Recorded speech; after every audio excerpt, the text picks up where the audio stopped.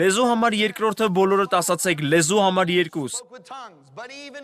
Դրանք մեկնության համար լեզուներն են։ Առաջի Կորինթացիներին 4, այսինքն 14-րդ գլուխ 5-րդ խոսք խնդրեմ։ Պողոսն ասում է 5-րդ խոսքում. ես ցանկանում եմ, որ դուք ամենքդ լեզուներով խոսեք, բայց մանավանդ որ մարգարեանաք, որովհետև ավելի մեծ է մարգարեացողը, քան թե լեզուներով խոսողը, միայն թե թարգմանի, որ եկեղեցին շինություն առնի։ Որն է մեկնության այս լեզուն։ Նայեք ինձ եւ ես կասեմ ձեզ, այս դեպքում մենք խոսում ենք երկնային լեզվով, այլ ոչ թե երկրային բարբառով, այլ երկնային լեզվով, դուք ինձ հետ եք, երբ մենք խոսում ենք այդ երկնային լեզվով, մենք կարիք ունենք, որ ինչ որ մեկը մեկնի այն, ոչ թե թարգմանի, այլ մեկնի, որովհետև այստեղ տարբերություն կա։ Թարգմանությունը բառ առ բառ է, իսկ մեկնությունն այն է, թե ինչ է ասվածի իմաստը։ Սա այն դեպքն է, որ հասարակական հավաքույթում մեկը լեզուներ ունի, իսկ մյուսը դրանց թարգմանությունը։ Դա մի լեզու է, որը երկրում ոչ ոք չգիտի, այլ այն գիտե միայն երկնքում, բայց Աստված գերբնականորեն մեկնություն է տալիս այդտեղ գտնվող որևէ մեկին կամ էլ այդ ուղերձը տրվողին։ Դուք ինձ հետ եք։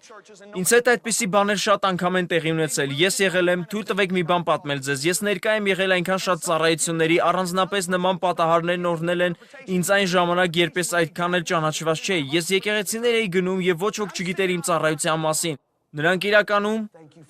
չգիտեին, թե ինչպես է Տերը կանչել ինձ ծառայության մեջ, եւ ինչ որ մեկը սկսում էր լեզուներ խոսել, իսկ մյուսը մեկնությունը, եւ մեկնությունը հենց այն էր, ինչ որ կար իմ սրտում, այդ եկեղեցում քարոզելու համար։ Եվ առաջին շարքին նստած ես ասում էի. իմ Աստված, շնորհակալություն, որ հաստատեցիր դա այդ ծառայողի միջոցով, որովհետև դա Աստված էր, որ խոսեց, քանի որ այն, ինչի վերաբերյալ ես մտահոգված էի, այն աստիճան ուժգին էր, որ ես մտածում էի. միգուցե ես թողեմ այս մտադրությունը, միգուցե սա չափազանց խիստ է, եւ Աստված ինչ որ մեկի միջոցով խոսում էր այն նույն ուղերձը, որը եւ ասել էր ինձ բերել այդ եկեղեցի։ Ես նստածս տեղում սկսում էի լաց լինել։ Այս մարդը նույնիսկ չգիտեր, թե ով եմ ես, թե ինչ ծառայություն է իմ ծառայությունը, նա ոչինչ չգիտեր իմ ծառայության մասին։ Ես տեսնում էի, թե ինչպես էր դա տեղի ունենում նորից եւ նորից եւ նորից։